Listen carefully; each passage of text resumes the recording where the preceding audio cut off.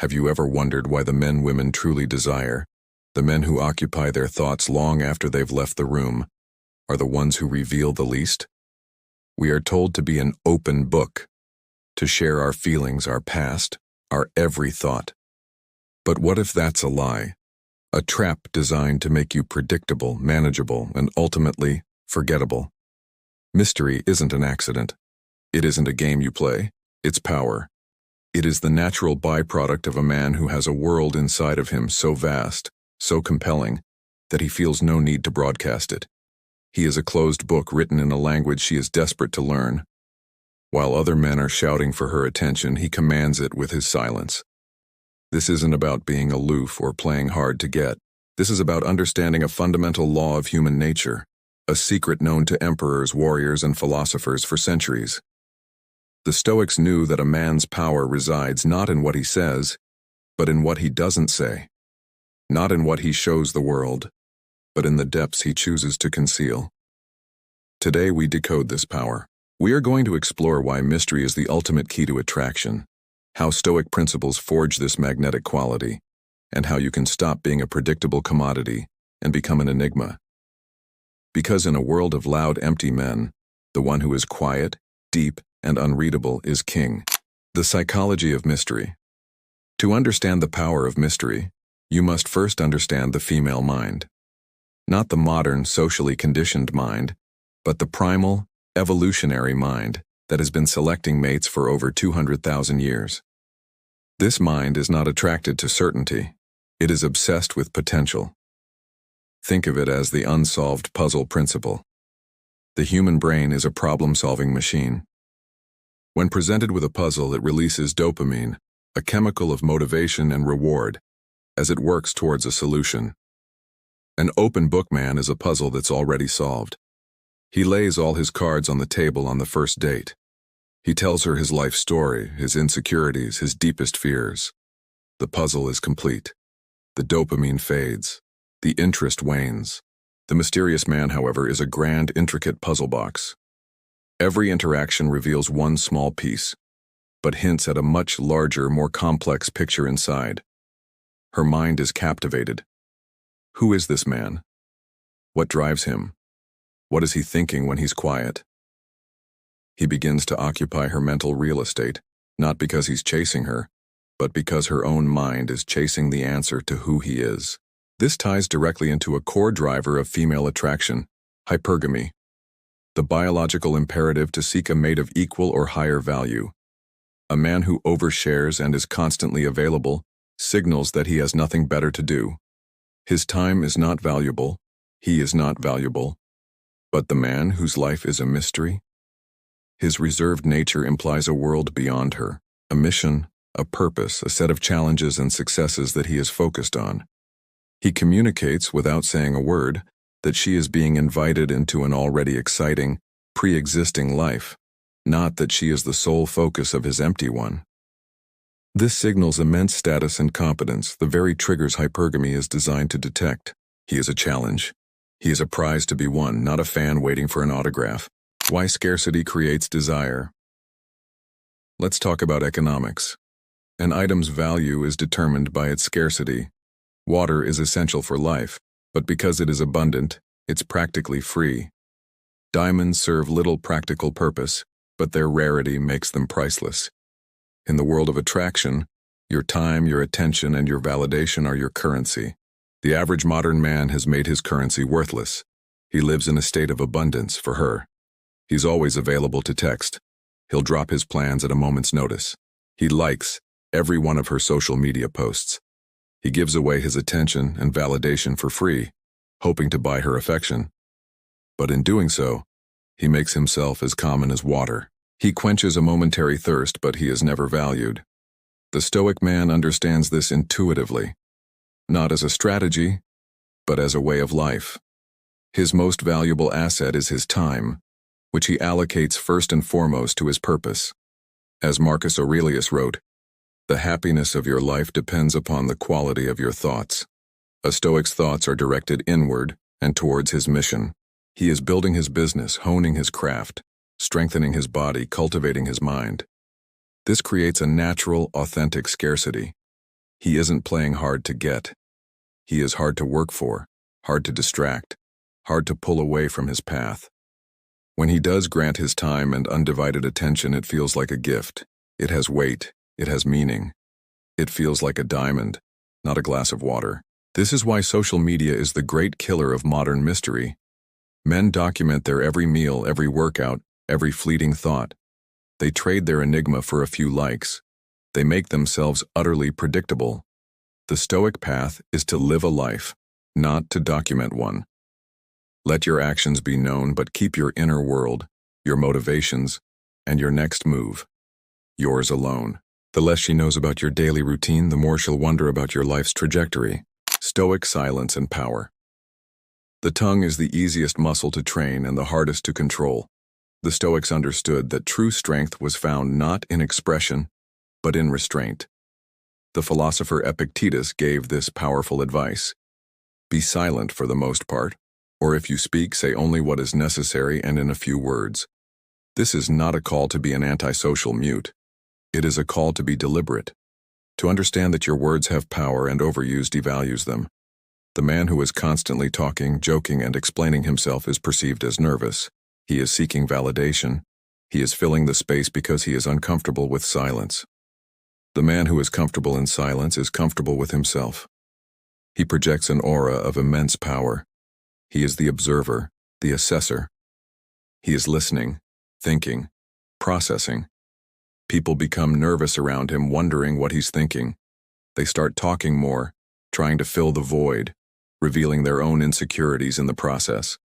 He gains information while revealing none. This is the power of the inner citadel, the fortress of the mind that Marcus Aurelius spoke of. The mysterious man has a rich inner world that he does not feel the need to put on display. It is his sanctuary. A woman can sense this. She knows there are rooms in his mind she has not been invited into, depths she has not seen. This isn't off-putting. It's intoxicating. She wants to be granted access. She wants to earn the key. This principle is most potent in moments of conflict. When faced with an emotional outburst, a criticism, or an accusation, the average man reacts. He defends his ego. He gets loud.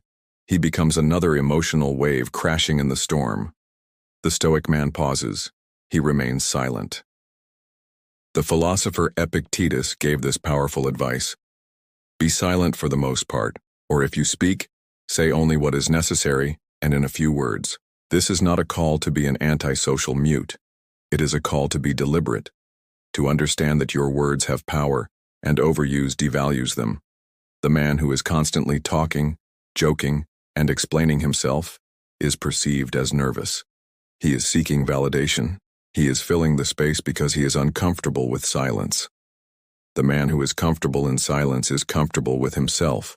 He projects an aura of immense power. He is the observer, the assessor. He is listening, thinking, processing. People become nervous around him, wondering what he's thinking. They start talking more, trying to fill the void, revealing their own insecurities in the process. He gains information while revealing none. This is the power of the inner citadel, the fortress of the mind that Marcus Aurelius spoke of. The mysterious man has a rich inner world that he does not feel the need to put on display. It is his sanctuary. A woman can sense this. She knows there are rooms in his mind she has not been invited into, depths she has not seen. This isn't off-putting. It's intoxicating. She wants to be granted access. She wants to earn the key. This principle is most potent in moments of conflict. When faced with an emotional outburst, a criticism, or an accusation, the average man reacts. He defends his ego. He gets loud. He becomes another emotional wave crashing in the storm. The Stoic man pauses. He remains silent. This silence is not the petty, silent treatment. It is a tool of absolute power. In that silence, he is demonstrating complete control over his emotions. He is not being triggered. He is observing her outburst as an external event, like watching weather. He is giving her the space to expend her emotional energy against the unshakable wall of his composure. When he finally does speak, his words are few, calm, and devastatingly effective. This level of self-control is so rare it seems almost superhuman. It communicates that he cannot be manipulated, he cannot be emotionally broken. And there is nothing more magnetic or more intimidating to a woman than an unbreakable man. Mystery versus weakness, the difference. Now we must draw a critical distinction. Many men will hear this and confuse mystery with weakness. They will adopt silence not as a shield of strength, but as a cloak for their insecurity. This is a fatal mistake. Mystery is not social anxiety. It is not being the awkward guy in the corner who is afraid to make eye contact. It is not being unable to carry a conversation. The difference is intentionality. The weak man is silent because he has nothing to say or is afraid of saying the wrong thing. His silence comes from a place of scarcity, a scarcity of thoughts, of confidence, of social skill. He avoids eye contact because he is intimidated. His body language is closed and defensive. The mysterious man is silent because he chooses to be. His silence comes from a place of abundance, an abundance of thoughts, of options, of inner peace. He speaks less because he knows his words have weight. He holds powerful, unwavering eye contact because he is grounded and confident. His body language is relaxed and open. The weak man is an unsolved puzzle that nobody wants to solve. The mysterious man is a treasure chest that people are desperate to unlock. When the mysterious man does speak, he is articulate, engaging, and often witty. He asks better questions than he gives answers.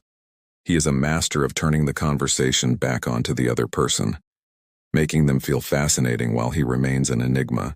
He listens with an intensity that is rare, making the other person feel like the only one in the room.